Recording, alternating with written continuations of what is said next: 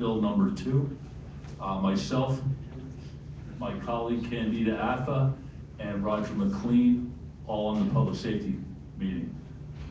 Mr. Hanlon, if you would read off Bill number 2, please. Bill number 2 amends the Civil Service Board rules for hiring and promotion for police officers that were adopted pursuant to the provisions of Article 155 of the Codified Ordinances by removing the oral examination component from the promotional testing procedures for police lieutenant and sergeants, leaving the written examination account for 100% of the final promotional scoring.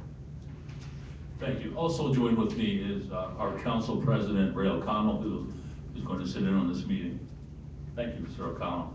At this time, I'd like to have Chief Morris, if you would, please address this bill and the purpose of it and why you feel this is important. Thank you, Mr. Hendricks. I just want to take a quick moment and introduce the individuals up here with me. I know most of you up there know them, but for the public, in December we were able to move forward with our promotional examination for assistant chiefs and captains. So I was able to finally formalize my full administration on the police department. So seated to my left is Gail Strush. She's going to be the assistant chief of support services for the police department. And to her immediate left is Glenn Dorney, who will be our assistant chief of operations. Thank you. And I would just say that I've worked with both of them, and they are extremely qualified professional individuals. And I'm sure Mr. McLean is going to mimic my comments. Don't be so sure. So with regards to bill number 2, as you're aware, we were in front of council last year to finalize the promotional rules after the changes in the third-class city code. And at that point in time, we admitted that this was a fluid document and that there may be some hiccups down the road that we need to address as we work through this. We did the oral examination for the captains and assistant chiefs, and that went very well based on the very small number of candidates we had for those 2 positions. But what we realized, because of the fact that the new third-class city code required us to have numerous meetings to establish a new promotion policy, what we realized is that we have not been able to give a promotion test now for over 2 years. So the candidate pool is very high. We're looking upwards of 100 to 120 individuals that are eligible to take the test for sergeant and then as well as for lieutenant.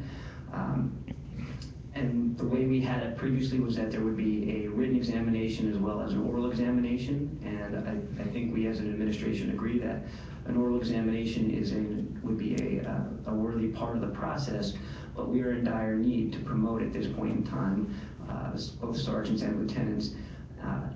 And with that many candidates, it would take an extreme amount of time to go through all that and to get to that point. We wouldn't be able to promote probably till the end of summer, I would imagine, based on the time frames that we're looking at. IACP, who was approved as the testing company, told us that once the written test is given, it would probably be another 2 months until we even started setting up the interview process. And so from there it would be, like I said, towards the end of summer that we would be able to actually finally promote. So we're asking, we had long discussions with the Civil Service Board about removing it temporarily until we have the opportunity to readdress it. So we're asking you to approve the removal of the oral examination component of the promotion test at this time, which will also see about a $9,000 in cost savings because of that as well. All right, thank you. That was going to be one of my questions. So this is going to be a temporary modification to the rules? Yeah, the Civil Service Board also had the same question, and they're asking that we readdress it. So we will. This is just for this period now, this round of promotions. All right, thank you. And I'll open it up to my colleagues for questions.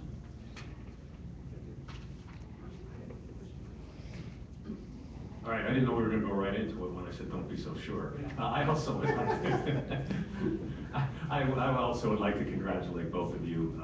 You also, Chief, I think you have a fine command staff. I think I know a couple of them, but anyhow, I think you'll do fine. My concern on this, we discussed it before the meeting here, was that this is temporary because I'm one of those that's not for 100% test grade for promotion. I certainly believe in looking at somebody's record and an oral component of testing. So my concern is that this is temporary.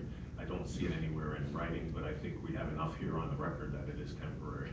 Yeah, it is, and it was a concern of ours, and we had lengthy discussions, and it wasn't a decision that we made lightly, but even without the oral examination, it's still a rule of three, so we'd be able to look at an individual position and consider the top three candidates, and at that point in time, we'd be able to look at their performance record on the police department as well.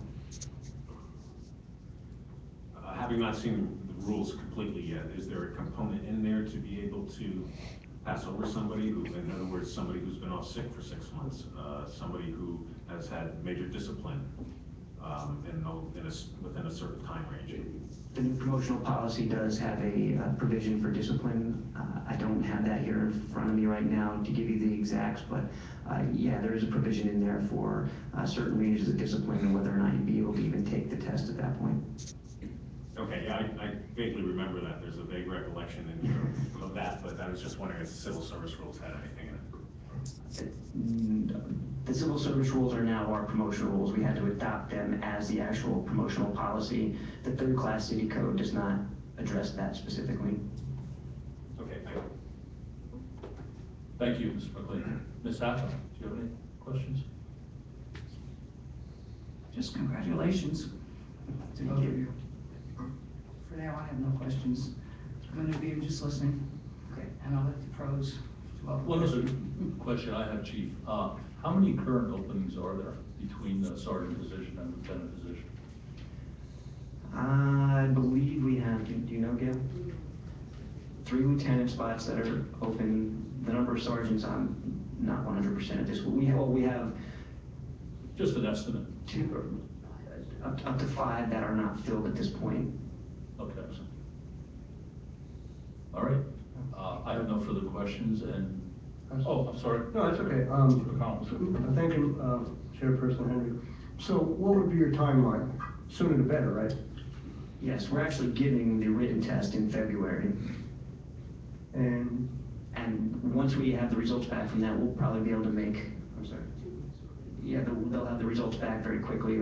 Gail's telling me that they're telling her 2 weeks, and we'll be able to promote right away. So maybe end of February or March we'll get filled these lieutenants. I would say that the earliest, probably the first week or 2 of March. Yeah, I wouldn't want to put a provision here with an exact time, like 2 months, 3 months, whatever. It's open-ended enough, but like Mr. McLean stated and Mr. Hendricks, and we don't want it to go too long, No, of course. The sooner the better. And The sooner you fill in, the better. Right, and then this list would be good for, however long the Civil Service Board deems it, and then we address the rules at that point in time.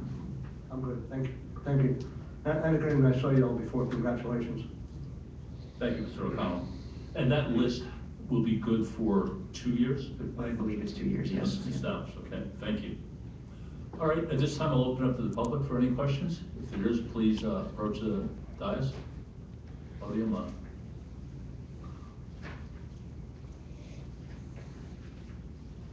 Mr. Pearson, good evening.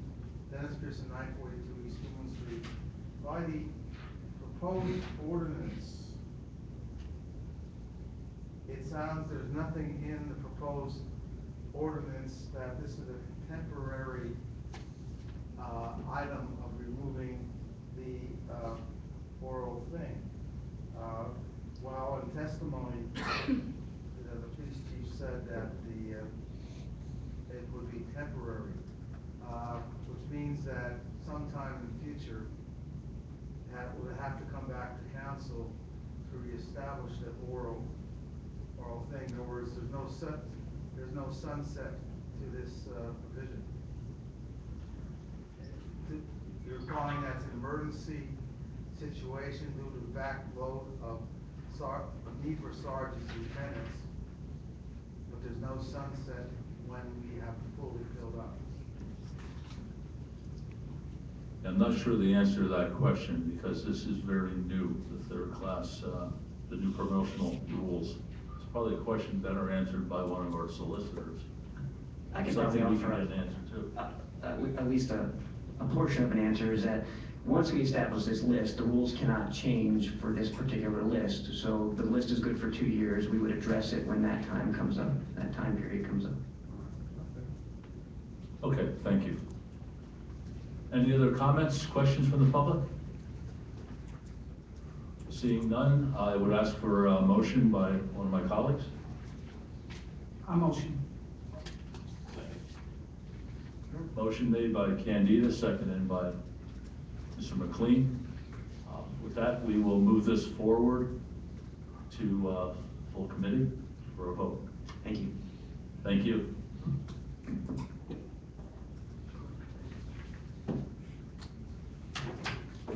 And that concludes the Public Safety Committee meeting.